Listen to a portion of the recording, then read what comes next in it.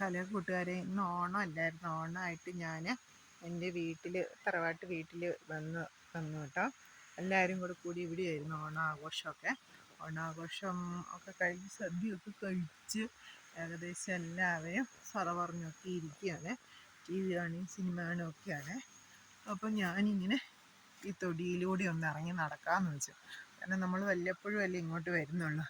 ഇതിവിടെ അത്യാവശ്യം ചേന ആണ്, അത്യാവശ്യം കറിക്കൊക്കെ വേണ്ടിയിട്ടുള്ള ചേന.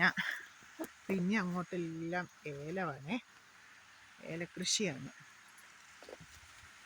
അപ്പം ഏലം കണ്ടിട്ടില്ലാത്തവർക്കൊക്കെ അതിൻ്റെ ഇലകളും കായ്കളും, ഏലം ഏകദേശം കായ എടുക്കാറായിട്ട് നിൽക്കുവാണ്.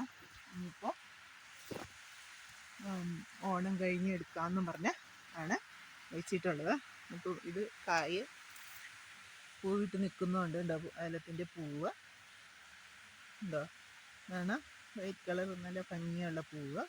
പിന്നെ ഏല, പിന്നെ മരം, ഏലച്ചെടി, ഇതിൻ്റെ ഇല, ഇതൊക്കെയാണ് നമ്മുടെ ഇന്നത്തെ വിശേഷം. ഏലക്കായും നമുക്കൊരു കാ പൊട്ടിച്ചെടുക്കാം. നമുക്ക് ചുമ്മാ ഒന്ന് ടേസ്റ്റ് ചെയ്ത് നോക്കാം.